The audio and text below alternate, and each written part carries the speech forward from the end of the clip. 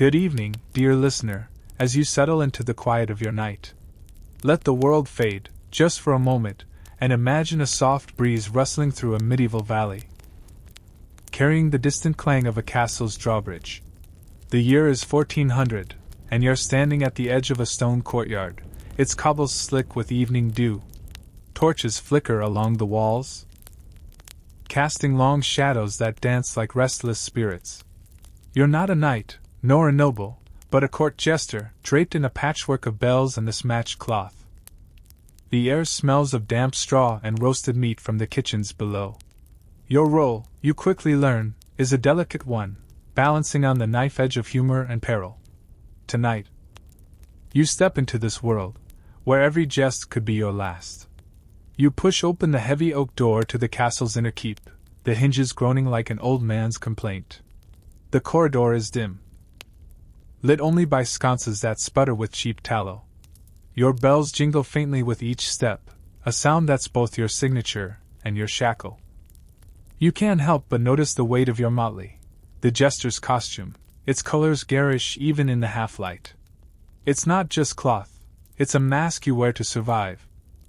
The castle is alive with whispers, servants scurry past, their eyes darting to you, then away. They know your place is both privileged and precarious. You're the fool. The one who speaks truth to power, but only if you're clever enough to cloak it in laughter. As you move deeper into the castle, the air grows warmer, tinged with the scent of pine logs burning in distant hearths. You pass a narrow window, its leaded glass warping the moonlight into fractured patterns. Outside, the world feels vast, but here, you're caged by stone and expectation. You recall a story from the village tavern, where a drunken bard claimed jesters were once revered as seers, their nonsense hiding divine wisdom. You smirk at the thought, divine or not, your wisdom is about survival. The king's court awaits, and you must perform tonight. Your stomach churns, not from hunger but from the weight of unseen eyes. Every noble, every guard, is a judge, and their verdict could be a laugh or a lash. You pause at a tapestry depicting a hunt, its threads faded but still vibrant with crimson and gold. The woven dogs seem to snarl, reminding you of the court's hunger for entertainment. You wonder if they'll devour you as eagerly. A servant girl brushes past, her apron dusted with flour, and she stifles a giggle at your outfit. "Look at the fool," she mutters, not unkindly. You give her a mock bow, bells jingling, and she hurries off. It's a small victory, charm the lowborn, and you might have allies. But the highborn? They're another beast entirely. You've heard tales of jesters who overstepped, their tongues silenced by more than disapproval. One, they say, was banished for mocking a duke's wig. A wig! You'd laugh if it weren't so terrifying. The great hall looms ahead, its double doors carved with lions and roses. You hear the murmur of the court, nobles sipping wine, their voices a low hum like bees in a hive. Your heart quickens, but you force your breath to slow, imagining the crackle of a fireplace. Its warmth a distant promise. You're not here to dazzle, not yet. Tonight's performance is simple, a few quips, a tumble or two, just enough to earn your supper. But even this feels like walking a tightrope over a pit of wolves. The king, you've heard, is in a foul mood, his temper as unpredictable as a spring storm. You adjust your cap, the bells mocking you with their cheer. Keep them laughing, you whisper to yourself, a mantra as old as the castle itself. You think of the jester who came before you, a man whose name is barely remembered. They say he juggled knives to mock a treasonous lord, earning the king's favor but the lord's enmity. His reward? A pouch of gold and a midnight dagger in the dark. Historians still debate whether his jest was worth the cost. Some call it bravery, others folly. You're not sure where you stand, but you know you'd rather keep your neck intact. As you reach for the door, a guard eyes you, his hand resting on his sword. "Mind your tongue, fool," he grunts. You nod, flashing a grin that hides your nerves. The door creaks open, and the hall's warmth washes over you, heavy with the scent of spiced wine and ambition. You step inside, and the noise swells. A wave of laughter and clinking goblets. The hall is vast, its ceiling lost in shadows where ravens might perch. Long tables groan under platters of venison and bread. And the nobles glitter in silks and furs. You feel their eyes on you, some curious, others cruel. You're the evening's diversion, a spark to light their dreary banquet. But you know the truth. A jester's life is no jest. Every word, every gesture is a gamble. You take a deep breath, letting the hall's heat seep into your bones. The firelight flickers, and for a moment, you imagine curling up by that hearth, free from the court's demands. But the king's throne looms at the hall's far end, and you know there's no rest tonight. You weave through the crowd. Your bell's a faint chime against the din. A noblewoman in emerald silk raises an eyebrow, her fan fluttering like a bird's wing. You wink, and she laughs, a small win. But you're not here for her. The king's table is your stage, and you must play your part. You recall a trick from your predecessor, a riddle so simple it baffled the wise. What's lighter than a feather but none can hold? His face ruddy from wine, calls for a riddle. You oblige, spinning one about a fox and a crown, simple, safe, but clever enough to earn a nod. The knight laughs, slapping his thigh. And you feel the tension ease, just a fraction. But you know better than to relax. The court is a chessboard, and you're no knight or bishop, just a pawn with bells. You glance at the king. Still watching, his fingers drumming on his goblet. Your next move had better be good. You slip away from the king's table, the weight of his gaze lingering like a cold hand on your neck. The great hall pulses around you, its air thick with the scent of roasted boar and melted wax. Dawn is creeping closer, though the night still clings to the castle stones. You weave through the crowd, your bells jingling softly, a sound swallowed by the clatter of plates and the nobles' laughter. Your motley feels heavier now, its colors muted in the flickering torchlight. You're not here to rest, not yet. The court expects you to sparkle, to keep their spirits high as the banquet stretches into the early hours. You force a smile, but your bones ache for the quiet of a straw pallet. You find a corner near the servants' entrance, where the air is cooler, tinged with the damp of the kitchens below. A young scullery maid darts past, her arms laden with empty tankards. She spares you a glance, her eyes bright with exhaustion. "Keep 'em laughing, fool," she whispers, and you nod, tossing her a mock salute. Her giggle fades as she vanishes through the door. You lean against the wall, its stone rough against your back, and let the hall's noise wash over you. For a moment, you imagine sinking into a modern coffee shop, the hum of espresso machines replacing the court's clamor. No bells, no kings, just you, anonymous and free. The thought is a fleeting comfort. You straighten, knowing you can't linger. The court is a stage, and you're its restless player. You notice a group of merchants at a nearby table, their velvet caps bobbing as they argue over trade routes. One, his beard flecked with crumbs, beckons you over. "Fool! A jest for us weary travelers!" he booms, his voice slurred with ale. You oblige, spinning a quick tale about a merchant who traded his horse for a sack of wind. The punchline, delivered with a flourish of your cap, earns a roar of laughter. "Clever fool!" the merchant cries, tossing you a copper coin. You catch it midair, bells chiming, and pocket it with a grin. Small victories keep you fed. You move on, juggling a pair of wooden spoons you swiped from a servant's tray. The spoons clack rhythmically, drawing eyes from across the hall. You weave through the crowd, your steps light despite the ache in your legs. A noblewoman in sapphire silk watches you, her lips curled in amusement. You toss a spoon high, catching it behind your back, and she claps, her rings flashing.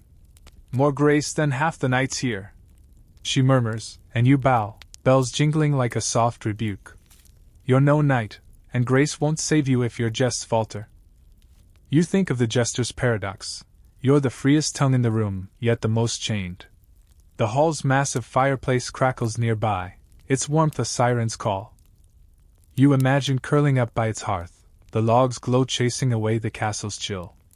But you're not here for warmth. You recall a historical moment from this very court, decades ago. A jester named Will Summers, who served King Henry, once defused a diplomatic spat with a single quip about a bishop's hat. His wits saved a treaty, or so the chroniclers claim. Historians still debate whether Summers planned his jest or stumbled into genius. You're no Summers, but you feel the same pressure, the need to dance on the edge of brilliance and ruin. You pause near a tapestry, its threads depicting a banquet much like this one.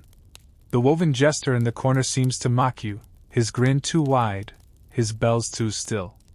You notice a strange detail. His motley is sewn with tiny stars, a quirk you've never seen. You wonder if it's a forgotten tradition or just an artist's whim. The thought lingers as you move on, your spoons still clacking. A servant boy, no older than 10, stares at you, his face smudged with soot. "Do you ever sleep, fool?" he asks, bold for his station. You wink, tossing him a spoon.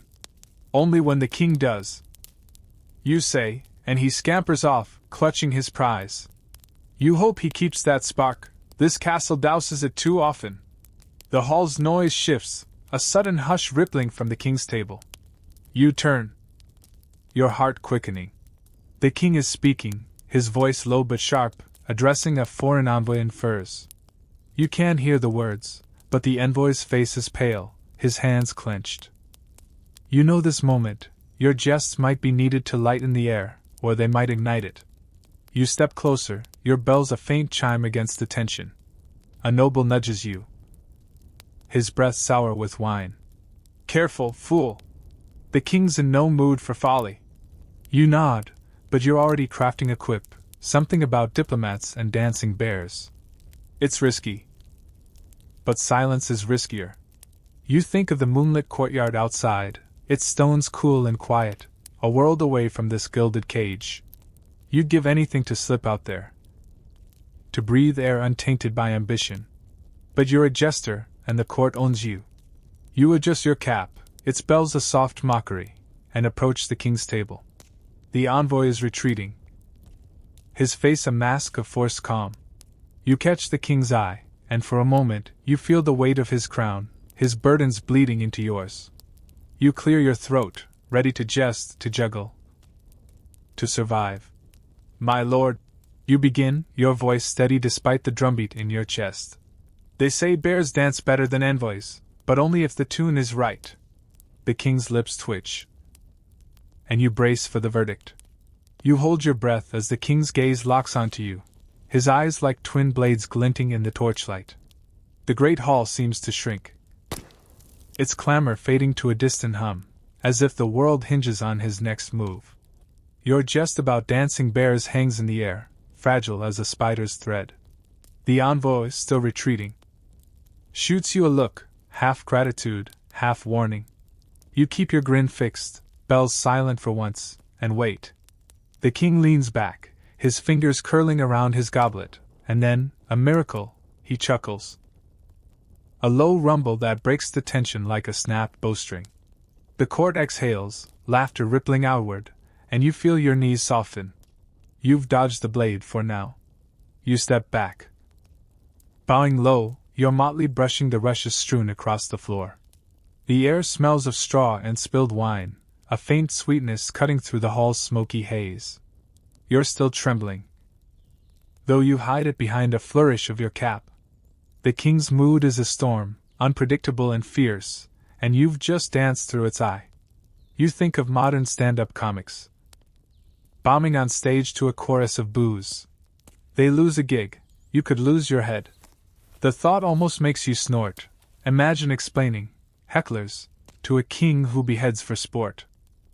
You weave through the crowd, your bells jingling faintly, a sound that feels more like chains than cheer. The nobles are back to their chatter, their silks rustling as they lean over platters of figs and cheese. You catch snippets of gossip, trade disputes, a scandal involving a bishop's mistress. You file it away. A jester's ears are as vital as his tongue.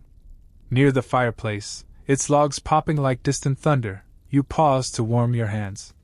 The heat is a small mercy, chasing the chill from your fingers.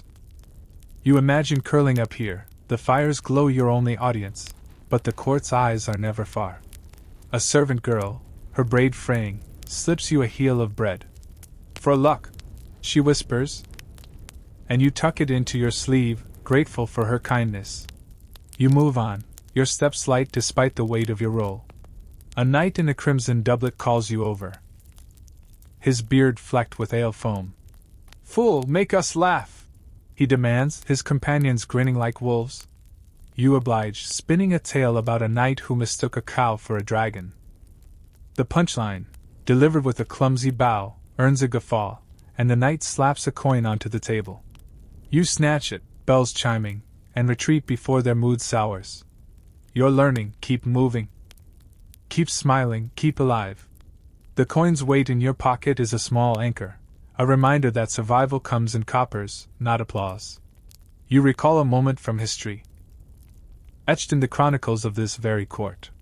In 1398, a jester named Roland Le Fartier performed a flatulent symphony for the king's amusement, earning a manor for his audacity.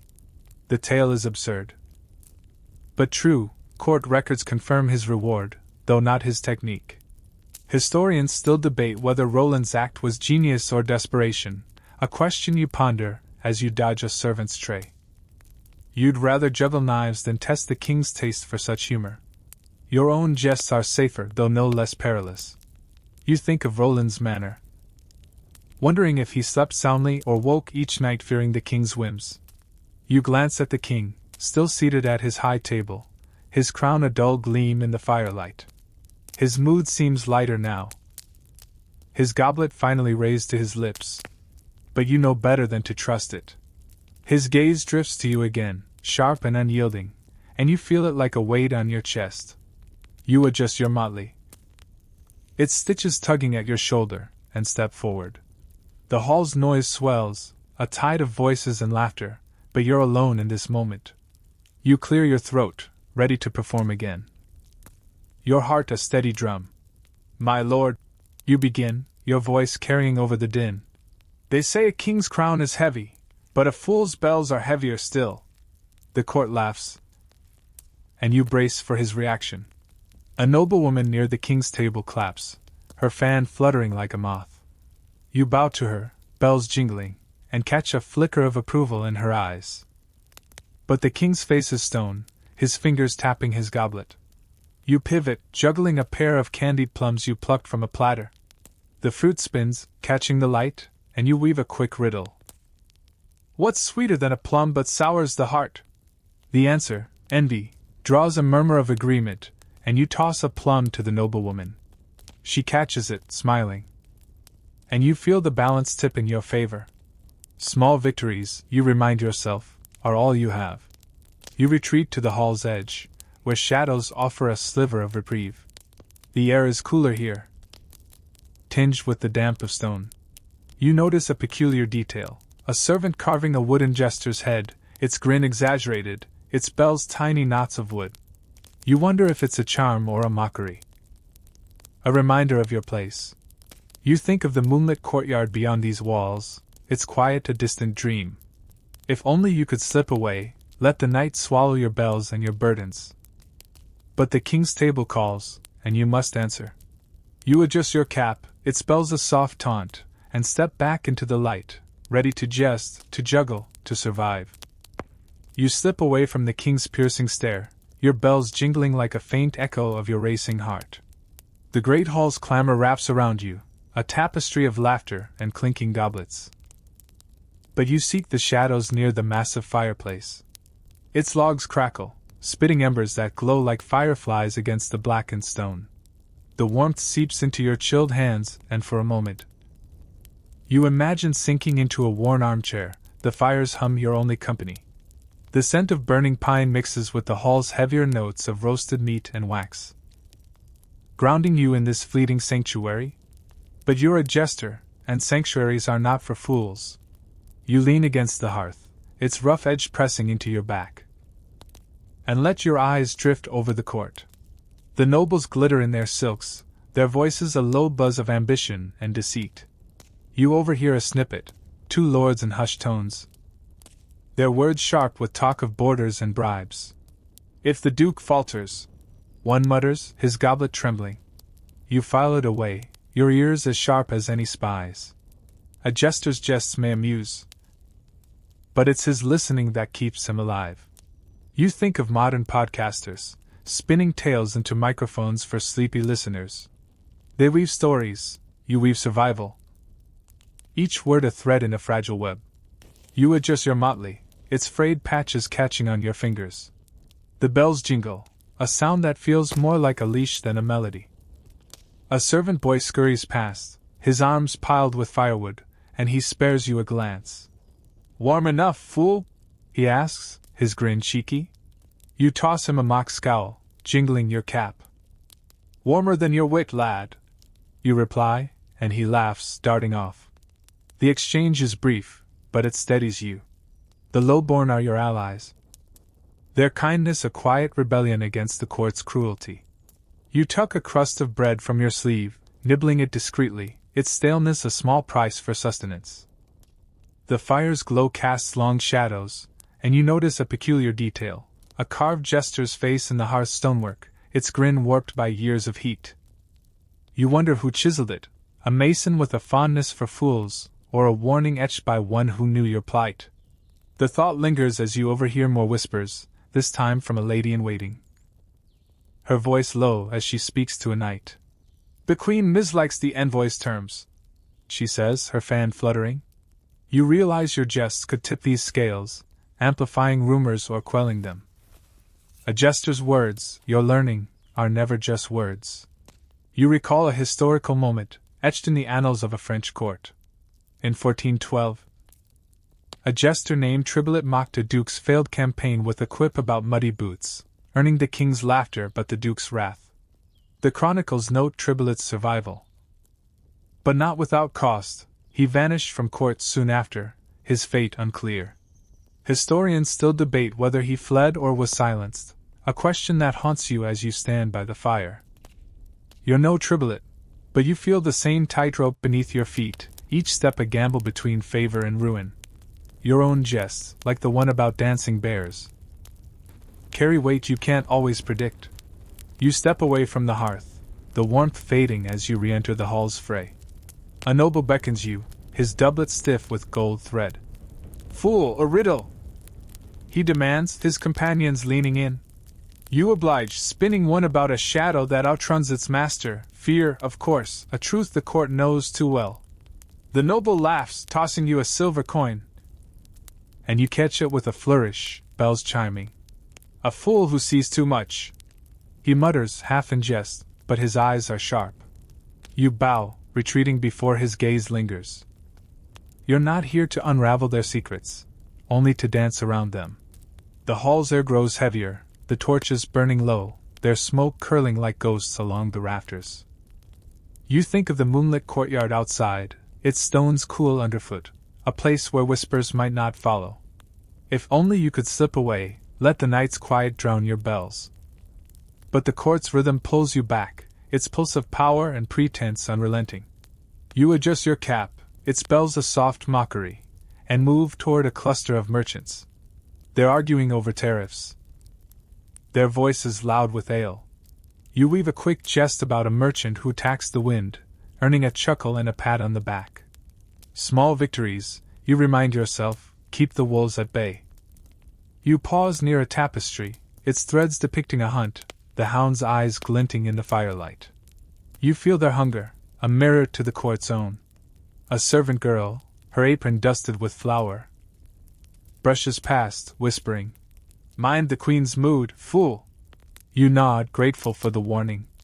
The queen, you've noticed, watches you with eyes like a hawk's, her smile never reaching them. Your jests must tread lightly, lest they stir her displeasure. You think of Roland's flatulent symphony, remember that tale, and wonder if such boldness would amuse her or doom you. Probably the latter, you decide, and stick to safer quips. The king's table looms in the distance, its candles flickering like stars in a stormy sky. You know you'll be called again.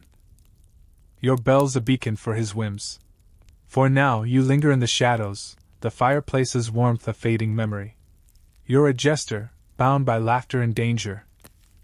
Your every word a step on a crumbling ledge. You take a deep breath, the air sharp with smoke and secrets, and prepare to jest again. The court is watching, and you must play your part. You ease away from the fireplace's fading warmth, the great hall's clamor pulling you back into its restless tide. The air is thick with the scent of spilled ale and wilting roses, their petals scattered across the tables like forgotten promises. Your bells jingle softly as you move, a sound that feels more like a warning than a welcome. The court's eyes flicker toward you. Then away, their laughter a fragile shield against the night's tensions.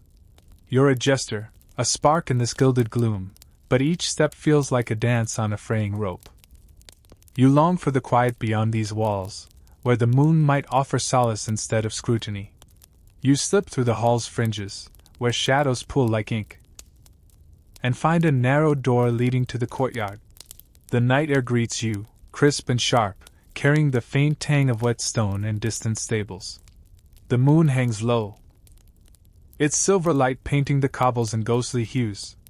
You pause, your motley a jarring splash of color against the monochrome night. The courtyard is empty, save for a lone figure leaning against a well, cloaked in dark wool. You hesitate, bells silent, and watch. The figure turns, revealing a weathered face, a kitchen hand perhaps, or a spy cloaked in lowliness. "Fool!" he rasps, his voice low. "You tread too lightly for one so loud." You force a grin, your heart quickening. "Loud in bells, soft in secrets," you reply, jingling your cap. He chuckles, a sound like dry leaves, and beckons you closer. You step forward, the cobbles cool beneath your thin shoes, and sense this moment is no accident. The man's eyes glint, sharp as a blade's edge. "They say a jester's tongue shapes the court," he murmurs, "but only if it knows the right ears." You nod, unsure if he's ally or trap, but you've learned to listen. A jester's power, you're discovering, lies not just in jests but in the shadows they cast. You think of modern influencers, their words rippling through digital crowds. They chase likes. You chase survival. The moonlight catches a peculiar detail, a tiny bell carved into the well stone, its shape mirroring your own. You wonder if it's a jester's mark, a relic of some forgotten fool who stood here, weighing words against fate. The man notices your gaze and smirks. "Old Motley Jack left that," he says. "He jested once too often and fed the ravens." You swallow, the name unfamiliar but its warning clear. You file it away, along with the man's cryptic words. The courtyard feels alive now, its silence heavy with secrets older than the castle itself. You recall a historical moment, whispered in the chronicles of a distant court. In 1401, a jester in Burgundy, known only as Le Faux, overheard a plot against his duke, and wove it into a jest so subtle it alerted the court without naming names. The plotters were caught, and Le Faux was rewarded with a velvet cloak, though he vanished soon after, perhaps wary of his own cleverness. Historians still debate whether Le Faux was a mastermind or merely lucky, a question that echoes in your mind as you stand under the moon. You're no Le Faux, but you feel the same weight, the need to balance it with caution. The man by the well steps closer, his breath sour with ale. "Mind the Queen's new favorite," he whispers, nodding toward the castle. "Her laughter hides a net." You nod, bells still, and commit his warning to memory. The Queen, you've noticed, watches you with a smile that never warms her eyes. You think of Roland's flatulent symphony, remember that absurdity, and wonder if such boldness would amuse her or ensnare you. Probably the latter, you decide, and resolve to keep your jests tame.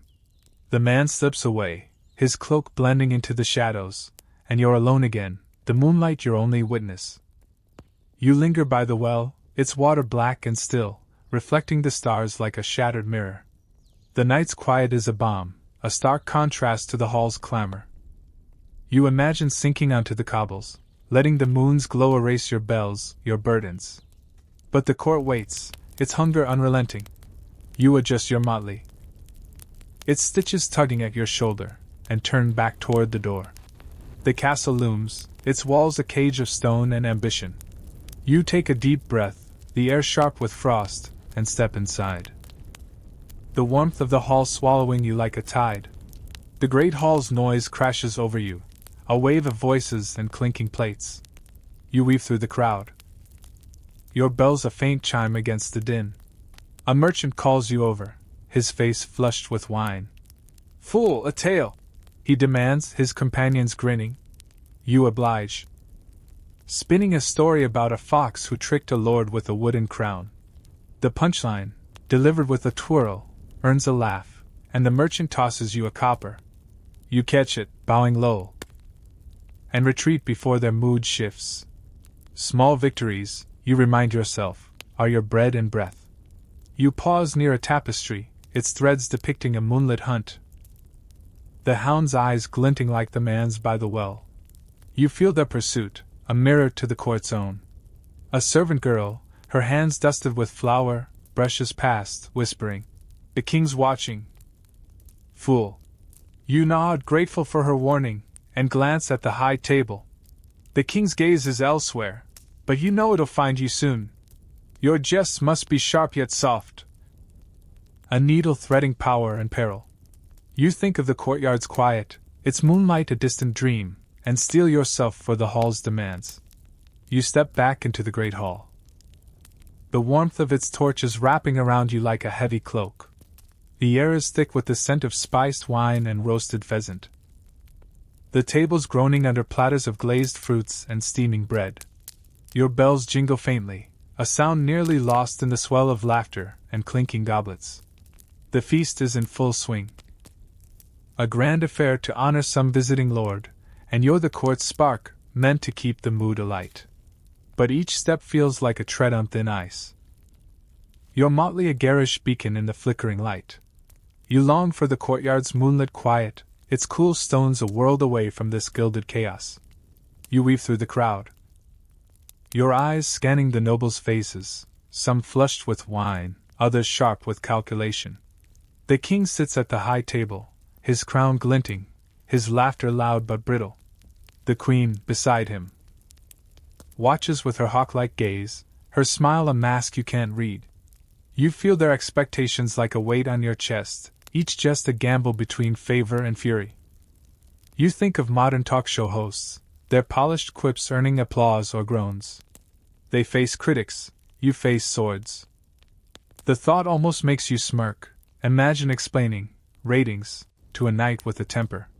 You reach a cluster of merchants, their velvet caps bobbing as they argue over grain prices. One, his beard flecked with sauce, spots you and grins. "Fool! A jest for us weary souls," he calls. You oblige, spinning a tale about a merchant who sold his shadow for gold, only to lose his soul.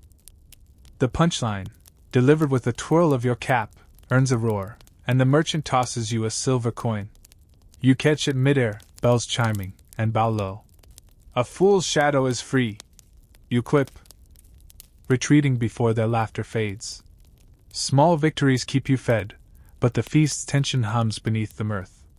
You pause near the massive fireplace, its logs crackling like a distant storm. The heat is a fleeting comfort, chasing the chill from your fingers. You notice a peculiar detail, a tiny jester's cap etched into a goblet on a nearby table, its bells no bigger than a pin's head. You wonder if it's a craftsman's whim, or a nod to some forgotten fool. The thought lingers as you juggle a pair of apples, their red skins catching the firelight.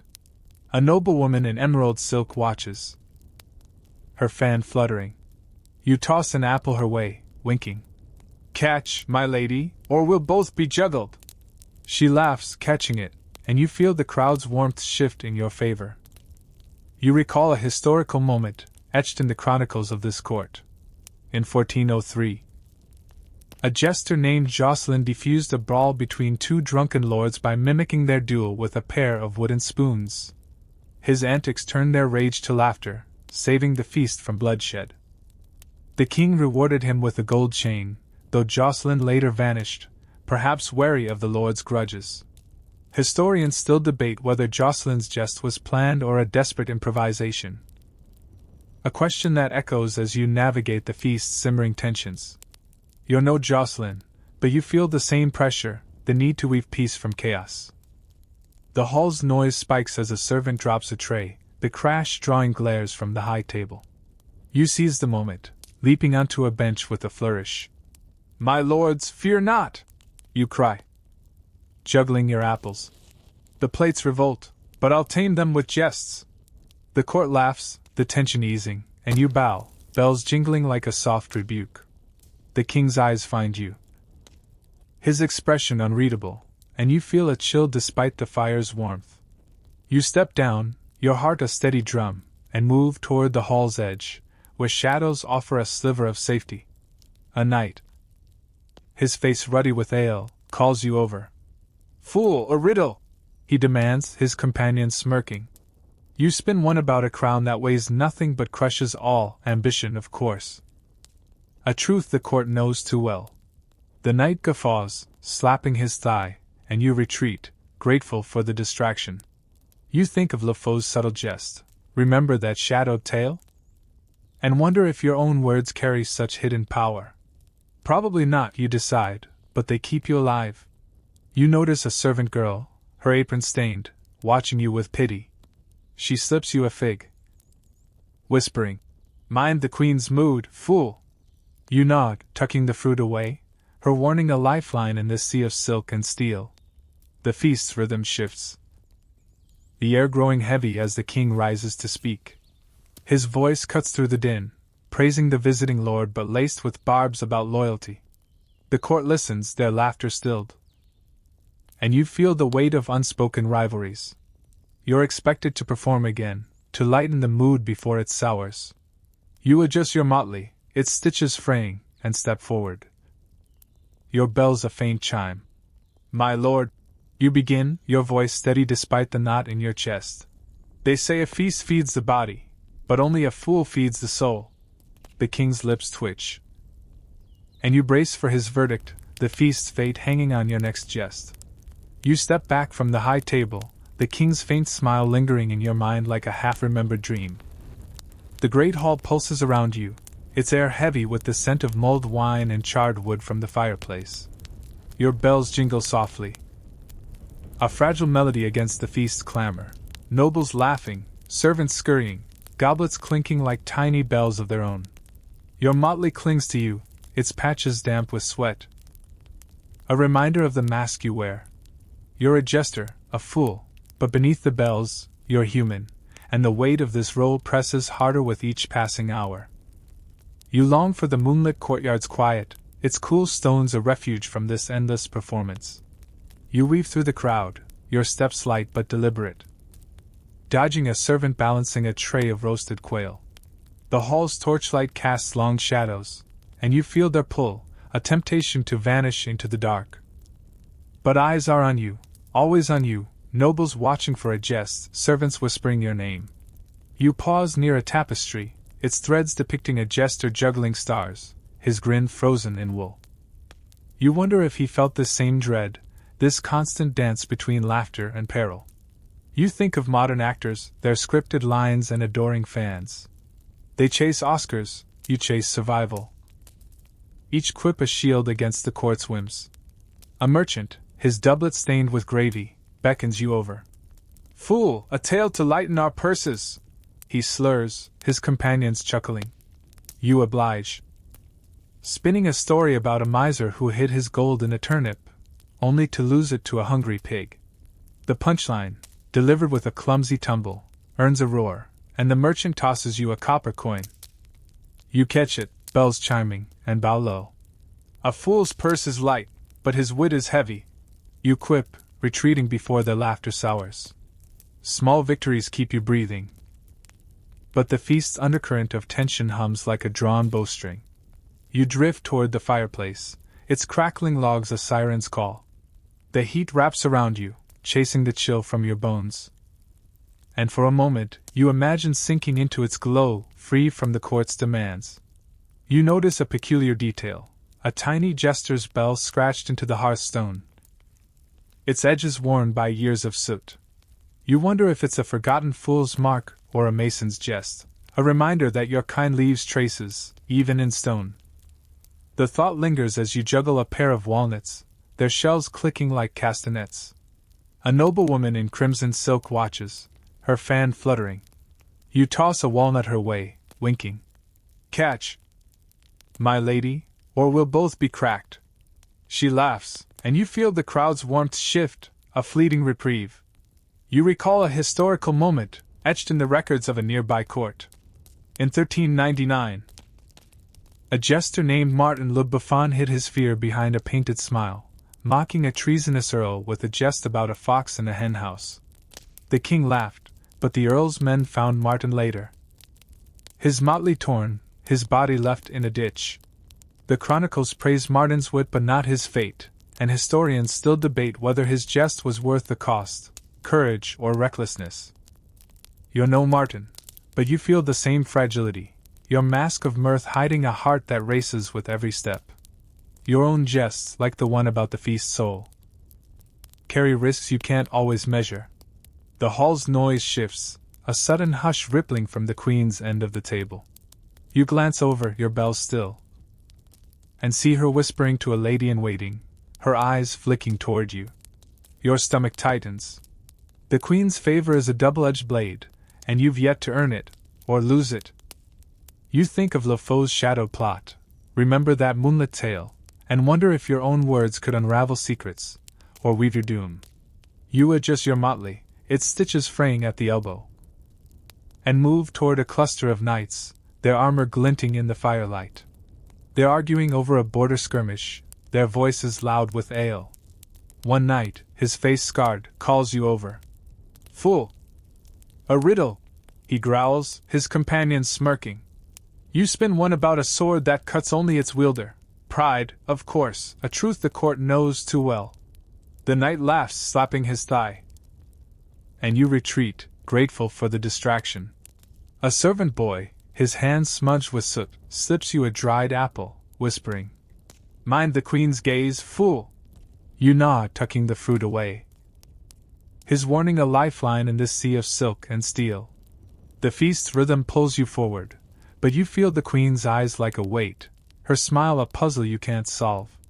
You pause near a window, its leaded glass warping the moonlight into fractured patterns. The night outside feels vast, a world where bells don't bind you. If only you could slip away. Let the darkness swallow your motley and its burdens.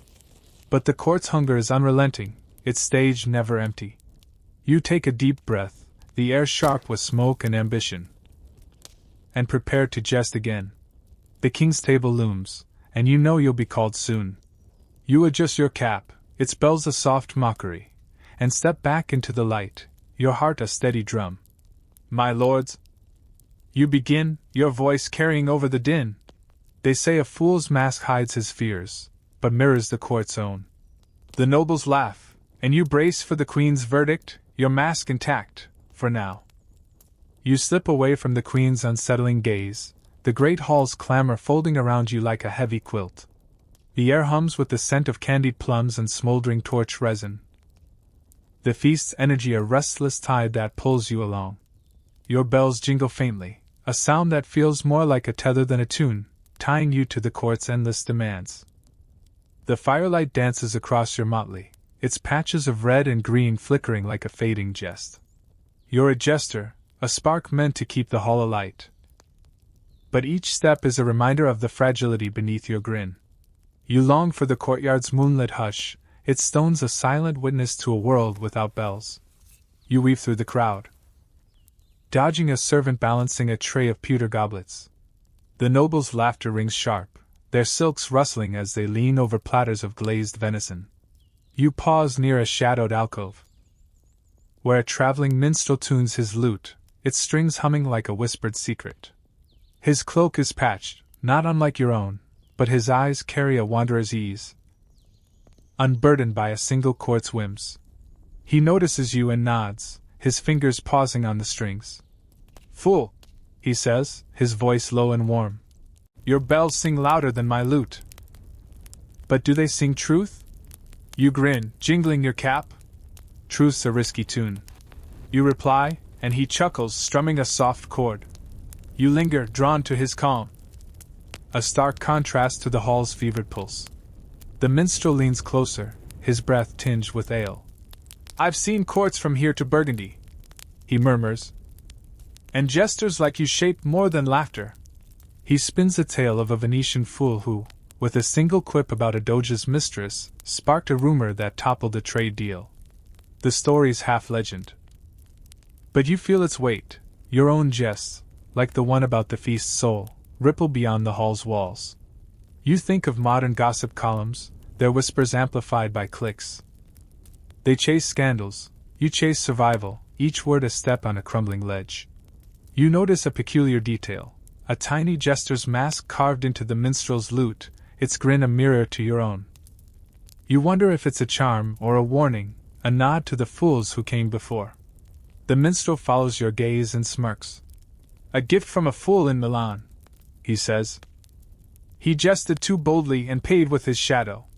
You swallow, the phrase chilling despite the hall's warmth. You file it away, along with his tales, and sense the court's eyes drifting toward you. The minstrel strums again, his music a soft rebellion against the feast's chaos, and you know you can't stay. The hall demands its fool, and you must play your part. You recall a historical moment, etched in the chronicles of a distant court. In 1405, a jester named Guillemot, serving a French duke, wove a riddle about a crownless king that exposed a traitor's plot without naming him. The duke rewarded Guillemot with a silk purse, but the traitor's allies ensured the jester's accidental fall from a tower. Historians still debate whether Guillemot knew the risk or trusted his wit too much, a question that haunts you as you stand in the alcove's shadows. You're no Guillemot. But you feel the same tightrope, your jests a dance between brilliance and ruin. You step back into the hall's light, your bells a faint chime against the din. A merchant, his face flushed with wine, calls you over.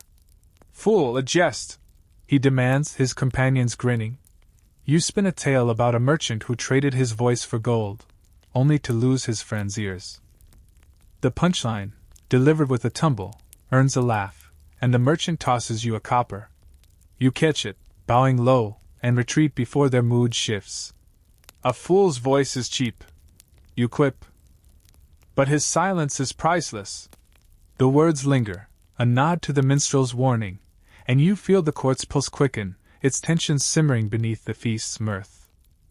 The hall's air grows heavier, the torches burning low, their smoke curling like specters along the rafters. You think of the moonlit courtyard, its quiet a distant dream, and wonder if the minstrel ever lingers there, his lute singing to the stars. If only you could join him, shed your bells for a wanderer's freedom. But the court's rhythm pulls you back, its hunger unrelenting. You adjust your motley, its stitches fraying at the shoulder, and move toward a cluster of knights. They're arguing over a recent tourney, their voices loud with ale. A scarred knight spots you and growls. Fool, a riddle!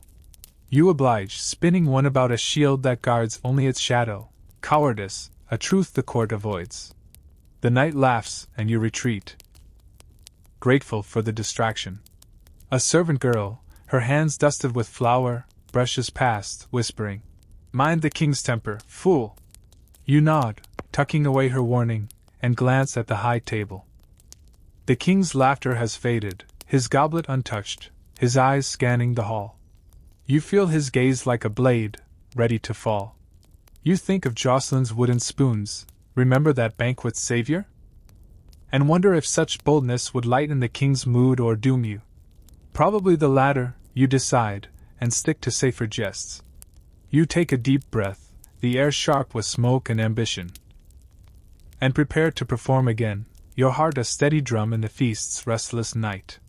You ease away from the knight's boisterous table, their laughter fading into the great hall's restless hum. The air is thick with the scent of melted wax and overripe pears, the feast's energy a flickering flame that threatens to gutter. Your bells jingle softly, a sound that feels more like a chain than a charm, tying you to the court's unyielding stage. Your motley clings to your skin, its colors dulled by the torchlight's haze. And you feel the weight of every eye that tracks your steps. You're a jester, a flicker of mirth in the sea of silk and steel, but the role is a mask, and beneath it, your heart races. You long for the courtyard's moonlit hush, its quiet a balm to this endless performance. You slip toward the hall's edge, where shadows offer a fleeting reprieve. The massive fireplace crackles, its logs spitting embers that dance like wayward stars. You pause, warming your hands, and let the heat chase the chill from your fingers. The queen's presence lingers in your mind. Her hawk-like gaze from earlier a puzzle you can't solve. You've heard whispers of her influence, how her favor can raise a man or ruin him with a single word. You think of modern politicians, their carefully crafted speeches dodging scandals. They face polls, you face her smile, which is somehow sharper. A lady in waiting, her gown a soft lavender, approaches, her steps deliberate. She stops before you, her fan still, her eyes glinting in the firelight. "Fool," she says, her voice low. "The queen bids you tread lightly. Your jest about the feast's soul was bold, too bold." "Perhaps." You force a grin, bells jingling as you bow. "My lady, a fool's tongue is bold, but his heart is humble." You reply, the words a shield. She doesn't smile, only nods and glides away, her warning sinking into you like a stone. You feel the queen's net, as the man by the well warned, remember that moonlit whisper, and know your next jest must be softer, safer. You move on, weaving through the crowd, your steps light despite the knot in your chest. A merchant, his doublet straining at the seams, calls you over. "Fool, a tale!" he demands, his companion smirking. You spin a story about a merchant who traded his dreams for gold, only to wake penniless. The punchline, delivered with a flourish of your cap, earns a chuckle, and the merchant tosses you a copper. You catch it, bowing low, and retreat before their mood shifts. "A fool's dreams are free," you quip, but his purse begs for company. The words feel hollow, but they keep the wolves at bay. And you slip away, grateful for the distraction. You notice a peculiar detail, a tiny jester's bell embroidered on a noble's sleeve, its thread glinting gold. You wonder if it's a jest or a tribute, a nod to some forgotten fool who charmed or crossed this court. The thought lingers as you juggle a pair of candied figs, their sticky surfaces catching the firelight. A noblewoman in sapphire silk watches, her laughter soft. You toss a fig her way, winking. "Catch, my lady, or we'll both be stuck." She catches it, giggling, and you feel the crowd's warmth shift. A fleeting victory in this restless night. You recall a historical moment, etched in the annals of a nearby court. In 1407, a jester named Piers, serving a minor king, mocked a visiting envoy's accent with a quip so sharp it sparked a diplomatic rift. The king laughed, but the envoy's allies ensured Piers' mishap in a hunting party weeks later. The chronicles note his wit but not his survival, and historians still debate whether Piers misjudged his audience or courted his fate deliberately. You're no Piers, but you feel the same tightrope. Your jest's a dance between laughter and danger. The queen's warning echoes, urging caution, and you resolve to keep your tongue reined. The hall's air grows heavier, the torches flickering as their wicks burn low. You think of the minstrel's lute, remember that alcove's calm, and wish for its music to drown the court's clamor. If only you could slip away. Let the night's quiet erase your bells. But the court's hunger pulls you back, its stage never empty. You adjust your motley, its stitches fraying at the elbow, and move toward a cluster of clerks. Their quills idle as they gossip over wine. One, his spectacles slipping, spots you and calls, "Fool, a riddle!" You oblige, spinning one about a book that blinds its reader, ignorance. A truth the court skirts. The clerk laughs, and you retreat, grateful for the moment's ease. A servant boy, his face smudged with soot, brushes past, whispering, "Mind the king's mood, fool." You nod, tucking away his warning, and glance at the high table. The king's laughter has returned, but it's sharp, edged with something you can't name. You feel his gaze like a weight, ready to shift. You think of Guillemot's riddle, remember that traitors fall, and wonder if your own words could unravel secrets, or weave your doom. Probably the latter, you decide, and stick to safer jests. You take a deep breath, the air sharp with smoke and ambition, and prepare to perform again, your heart a steady drum. The Queen's net looms, and you must dance within its threads. You slip away from the clerk's table, their laughter fading into the great hall's restless drone. The air is heavy with the scent of burnt sugar and damp wool, the feast's warmth turning stifling as the night deepens. Your bells jingle faintly, a sound that feels more like a shackle than a song, binding you to the court's unyielding stage. Your motley clings to you, its frayed patches catching the torchlight's flicker, and you feel the weight of every glance that tracks your steps. You're a jester, a fleeting spark in the sea of ambition, but the role is a mask, and beneath it, your bones ache for rest. You long for the courtyard's moonlit quiet, its cool stones a world away from this gilded cage. You find a narrow staircase leading to a tower chamber, a place to rehearse away from the hall's clamor. The air grows colder as you climb. The stone steps slick with frost, and you shiver despite your motley's layers. The chamber is small, its single window framing a sky dusted with stars. The scent of mildew and old straw lingers, and you imagine this as a jester's refuge, a place to hone jests without the court's judging eyes. You think of modern comedians, practicing sets in empty clubs, their only risk a bad review. They chase laughter, you chase survival, each quip a shield against the Queen's net. Remember her warning? You pace the chamber, juggling a pair of wooden balls you keep tucked in your sleeve. Their rhythmic clack echoes off the walls, a counterpoint to your muttered riddles. You try a new one. What sings sweeter than a lark but stings like a thorn? The answer, flattery, feels apt for the court, but you'll save it for a safer night.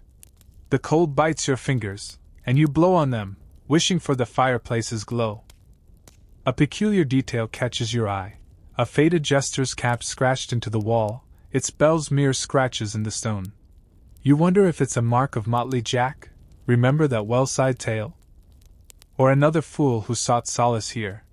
You recall a historical moment, etched in the chronicles of a nearby court. In 1397, a jester named Simon of York, serving a northern lord, stumbled during a performance, spilling wine on a baron's robe. His quick jest about baptizing the silk saved him from the lash, but the baron's grudge led to Simon's banishment months later. The records praise Simon's wit but not his fate, and historians still debate whether his quip was worth the cost, courage or folly. You're no Simon, but you feel the same fragility. You're just a dance on a crumbling ledge. The Queen's warning lingers, urging caution, and you resolve to keep your tongue soft.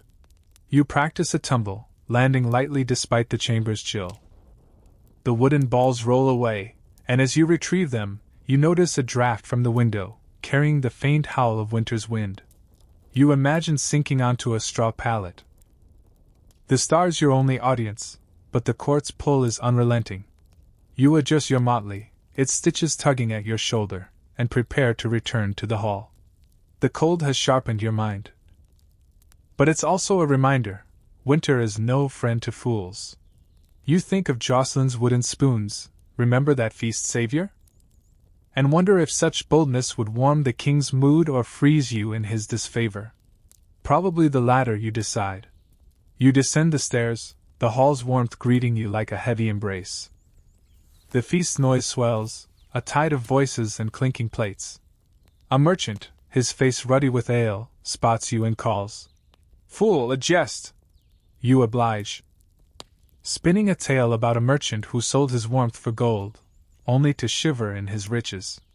The punchline, delivered with a shiver of your own, earns a laugh, and the merchant tosses you a copper. You catch it, bowing low, and retreat before their mood shifts. A fool's warmth is his wit, you quip, but his purse begs for fire. The words feel true, and you slip away, grateful for the moment's ease. The hall's air grows thicker, the torches flickering as their wicks burn low. You notice a servant girl, her apron stained, watching you with pity.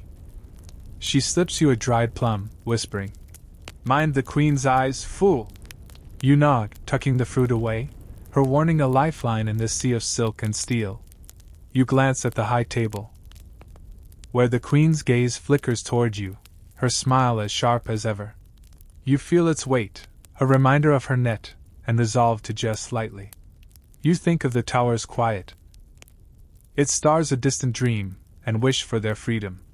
But the court's rhythm pulls you back, its hunger unrelenting. You pause near a tapestry, its threads depicting a winter hunt, the hound's eyes glinting like the queen's. You feel their pursuit, a mirror to the court's own. You take a deep breath, the air sharp with smoke and frost, and prepare to perform again. The king's table looms, and you know you'll be called soon. You adjust your cap, it spells a soft mockery, and step into the light. "My lords," you begin, your voice steady despite the chill in your bones. "They say winter bites the fool first, but his jests thaw the court." The nobles laugh, and you brace for the queen's verdict. Your mask intact, for now. You step away from the nobles' laughter, their mirth a fleeting warmth against the great hall's fading heat. The air is thick with the scent of sour ale and wilting herbs, the feast's energy ebbing as dawn creeps closer. Your bells jingle softly, a sound that feels more like a cage than a call, tying you to the court's restless stage. Your motley clings to you, its patches frayed and heavy, a reminder of the mask you wear. You're a jester, a spark meant to kindle joy, but each step is a tread on a fraying thread. And you long for the courtyard's moonlit quiet, its stones a refuge from this endless dance. You slip toward the hall's edge, where the crowd thins and shadows pool like spilled ink. The tournament outside, a grand affair of clashing steel and cheering crowds, has spilled its energy into the castle, and you're expected to perform in its shadow. You pause near a narrow window, its glass warping the torchlight into fractured patterns, and catch a glimpse of the tourney field, banners flapping, knights gleaming under the morning's first light. The scent of trampled grass and polished armor drifts through the casement, a stark contrast to the hall's stale air. You think of modern sports commentators, their voices hyping crowds from safe booths. They chase ratings, you chase favor, each just a gamble in this arena of silk and steel. You weave through the crowd, your bells a faint chime against the din of knights boasting of their jests. A young squire, his face flushed with ale, calls you over. "Fool, a jest for the tourney," he demands, his companions grinning. You oblige, spinning a tale about a knight who jousted with a scarecrow, mistaking it for a rival.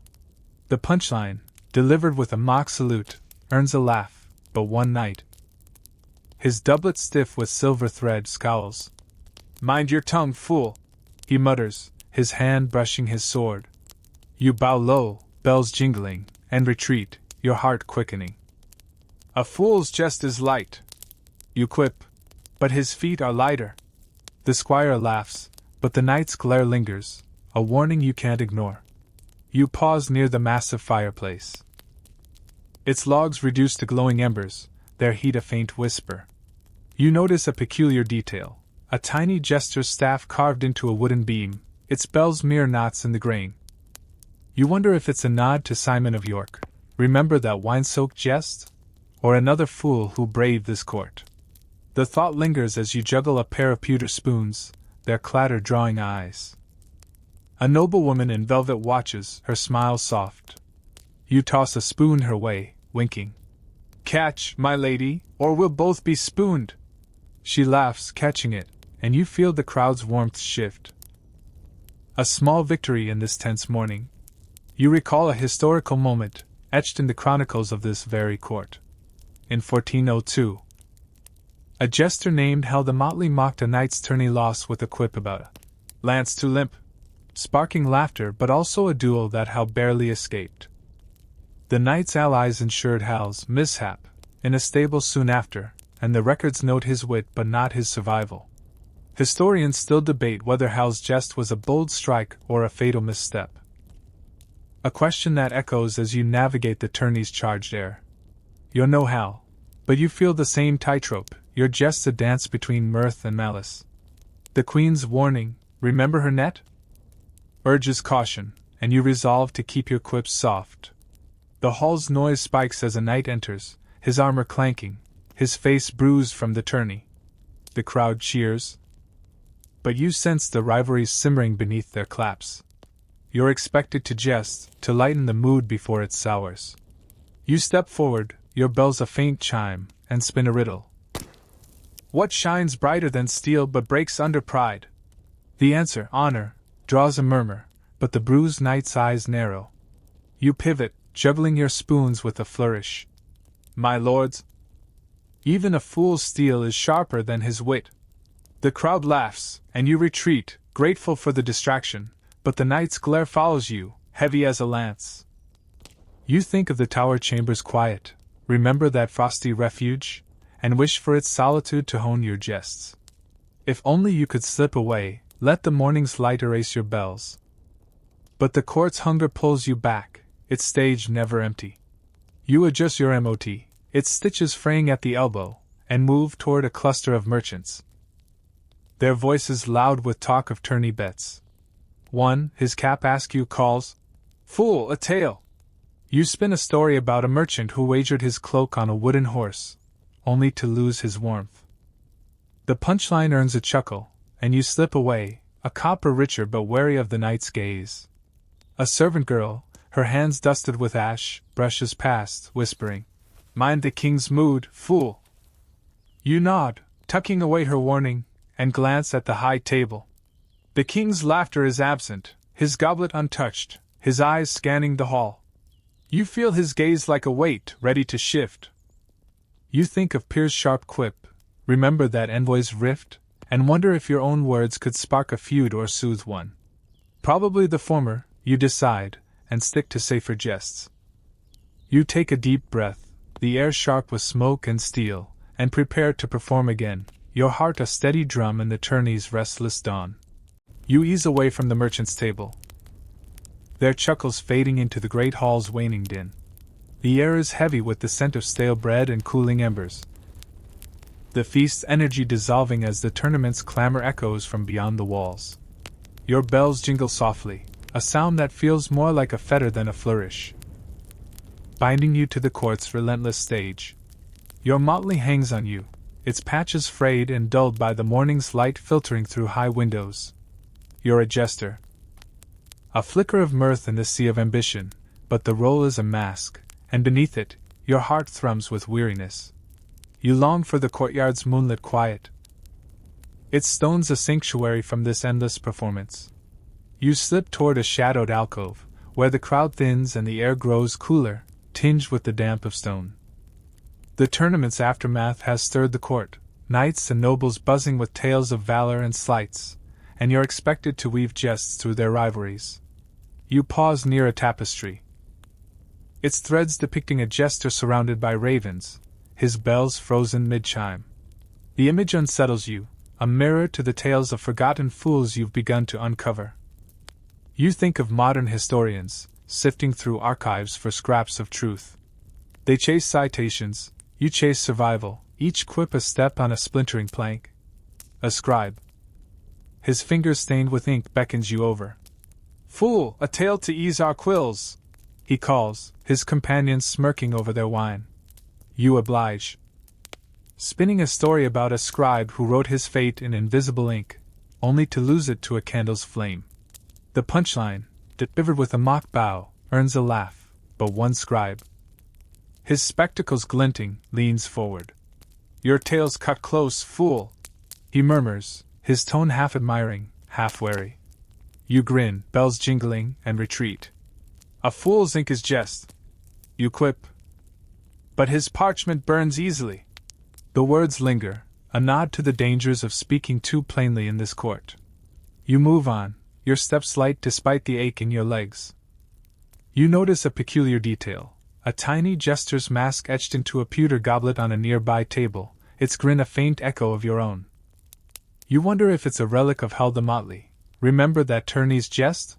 Or another fool whose name the court devoured. The thought pulls you deeper into the shadows. where you overhear a servant whispering to another about a jester from decades past, one who sang too true and vanished into the castle's underbelly.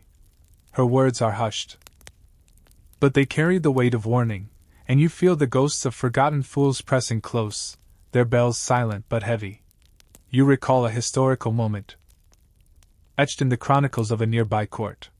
In 1395, a jester named Cecily the Fool, a rare woman in the role, mocked a bishop's greed with a quip about golden mitres and empty hearts. The court roared, but the bishop's allies ensured Cecily's accident in a frozen river months later. The records praise her wit but not her fate, and historians still debate whether Cecily's jest was a deliberate spark or a misjudged flame, a question that haunts you as you stand in the alcove's chill. You're no Cecily, but you feel the same fragility, your jest a dance on a knife's edge. The queen's warning, remember her net, looms, urging you to tread softly. You step back into the hall's light, the tournament's energy still rippling through the crowd. A knight, his face bruised from a joust, calls you over. Fool, a riddle! He demands, his companions grinning. You spin one about a lance that pierces only shadows, doubt, a truth the court avoids. The knight laughs, but his eyes are sharp, and you retreat, your bells a faint chime. A fool's lance is wit, you quip, but his shield is speed.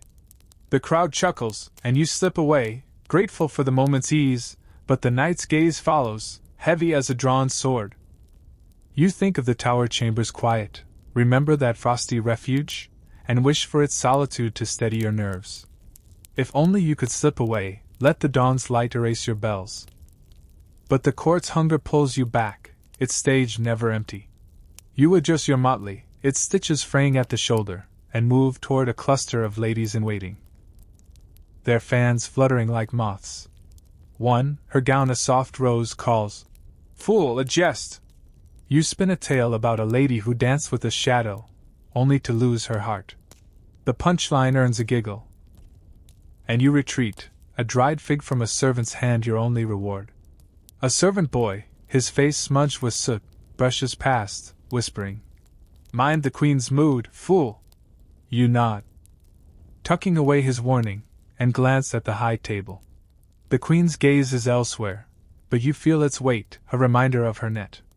You think of Guillemot's riddle, remember that traitors fall? And wonder if your own words could unravel secrets, or weave your doom. Probably the latter, you decide, and stick to safer quips. You take a deep breath, the air sharp with smoke and frost, and prepare to perform again. The king's table looms, and you know you'll be called soon. You adjust your cap, its bells a soft mockery, and step into the light, your heart a steady drum in the tournament's fading dawn. You slip away from the ladies' soft giggles, their fans fluttering like whispers in the great hall's fading light. The air is heavy with the scent of cooling wax and trampled rushes, the feast's energy a dying ember as the tournament's echoes linger beyond the walls. Your bells jingle faintly, a sound that feels more like a chain than a chime, tethering you to the court's unyielding stage. Your motley clings to you, its patches frayed and damp, a reminder of the mask you wear. You're a jester, a spark meant to rekindle mirth, but each step is a tread on a fraying rope, and you long for the courtyard's moonlit quiet, its stones a refuge from this relentless dance. You weave through the thinning crowd, the nobles' voices now a low murmur, their silks dulled by the dawn's creeping glow. The final performance of the night looms, a grand spectacle to cap the tournament's revelry, and you're expected to shine brightest when the court's patience is thinnest. You pause near a shadowed alcove, where the air is cooler, tinged with the faint tang of iron from the tourney field. You think of modern performers, their final bows met with applause or silence. They chase encores, you chase survival. Each just a shield against the queen's net, remember her warning, and the king's shifting mood. A knight, his armor still dusted with arena dirt, beckons you over. "Fool, a jest for the tourney's end!" he calls, his companions smirking over their goblets. You oblige, spinning a tale about a knight who jousted with his own shadow, only to lose to his pride. The punchline, delivered with a mock stumble, earns a laugh, but one knight, his face scarred, leans forward. "Your jest graze too close, fool!" he mutters, his hand resting on his dagger. You bow low. Bells jingling and retreat. "A fool's jest is a breeze," you quip, but his feet catch the wind. The crowd chuckles, but the knight's glare lingers, sharp as a lance. And you feel the court's tensions coil tighter. You move on, your steps light despite the weight in your chest. You notice a peculiar detail, a tiny jester's bell scratched into a wooden bench. Its edges worn by years of careless hands. You wonder if it's a mark of Cecily the Fool, remember that golden mitre quip, or another jester whose would outlive their name. The thought pulls you deeper into the hall's shadows, where you overhear a servant whispering about a fool who danced too near the throne, and vanished into the castle's dungeons. Her words are soft, but they carry the weight of history, and you feel the ghosts of forgotten jesters pressing close, their bells silent but heavy. You recall a historical moment, etched in the chronicles of this court.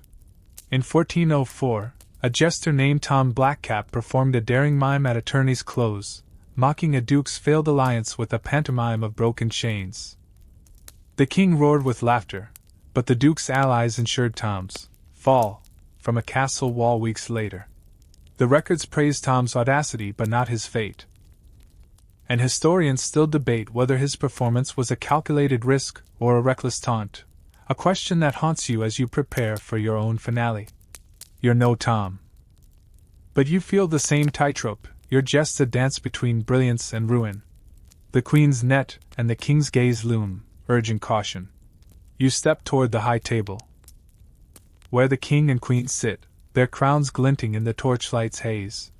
The court's eyes follow you, their murmurs fading as they sense the night's climax. You take a deep breath, the air sharp with smoke and anticipation, and begin to juggle a trio of apples, their red skins catching the light like tiny flames. You weave a riddle. What burns brighter than a torch but fades before dawn? The answer, glory, draws a murmur, and you toss an apple to a noblewoman, winking. Catch, my lady, or we'll both fade. She laughs. And you feel the crowd's warmth shift, a fleeting reprieve in this charged moment. The king leans forward, his goblet untouched, his eyes unreadable. You pivot, spinning a tale about a fool who juggled stars, only to drop them for the moon's sake. The punchline, delivered with a flourish, earns a chuckle, but the queen's smile is thin. Her gaze a weight you can't shake. You think of how the motley's limp lance, remember that tourney's misstep, and wonder if your own jests have grazed too close to danger. Probably you decide, but there's no turning back. You bow low, bells chiming like a soft rebuke, and step back, your heart a steady drum as the court's verdict hangs in the air.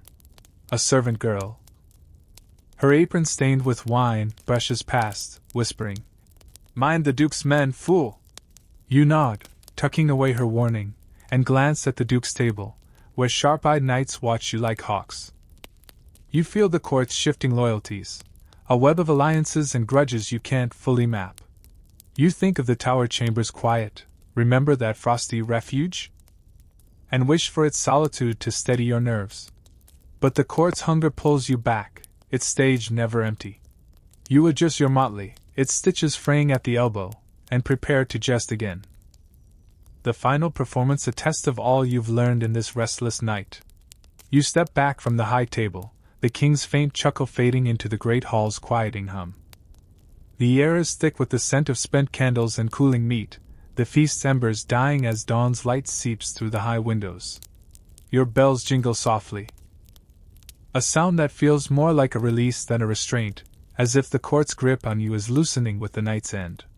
Your motley hangs heavy, its patches frayed and faded. But you feel a strange lightness beneath it, a sense that this final performance has carried you to the edge of something new. You long for the courtyard's moonlit quiet, and now, as the hall empties, you sense it's within reach.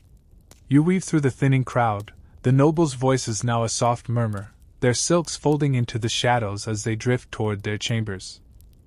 The tournament's clamor has faded, leaving only the faint clink of servants clearing tables and the rustle of rushes underfoot. You pause near a narrow window, its glass glowing with the first blush of sunrise, painting the cobbles outside in hues of rose and gold. The scent of dew and distant hay drifts through the casement, a promise of a world beyond bells and jests. You think of modern storytellers, their tales spun for sleepy listeners on quiet nights. They chase dreams, you chase freedom. Each step a shedding of the fool's mask. A servant boy, his face smudged with soot, brushes past, his arms laden with empty goblets. He spares you a grin. "You survived, fool," he whispers. And you wink, jingling your cap.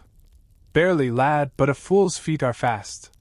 He laughs, scampering off, and you feel a warmth that has nothing to do with the dying fireplace.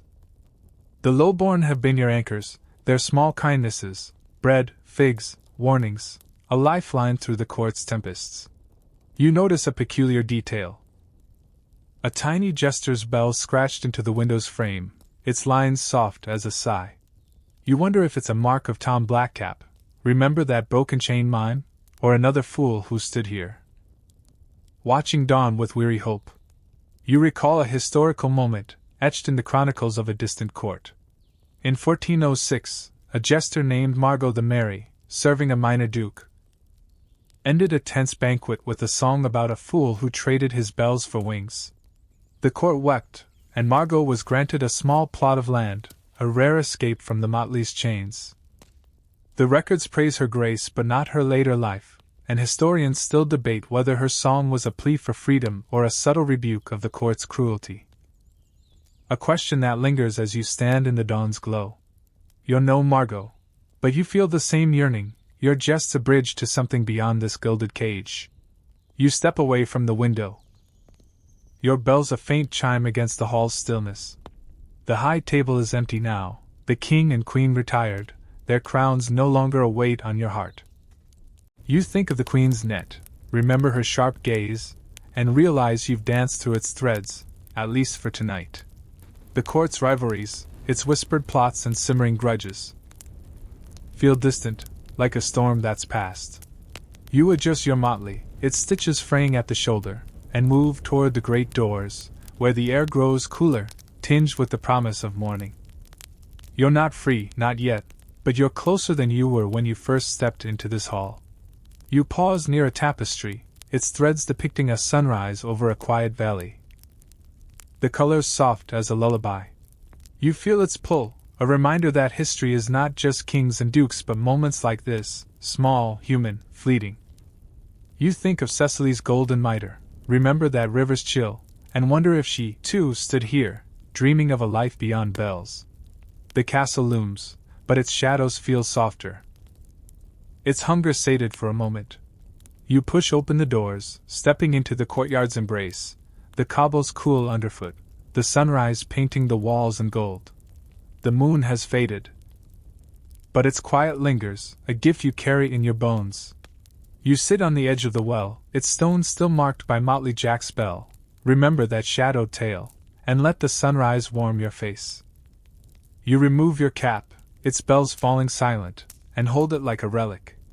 The court will call again, but for now you're here, alive, and that's enough.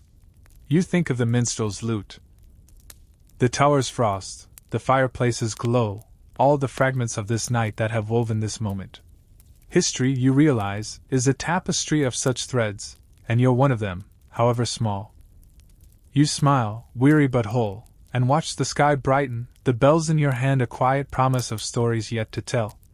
Now you can close your eyes and let the currents of time take you away. Drifting on the soft warmth of this dawn, where the jester's bells are silent, and the world is gentle, just for a moment. The castle stands, its stones whispering of fools and kings, but you're here, wrapped in the sunrise's embrace, and history's weight feels lighter, like a tale told by a friend.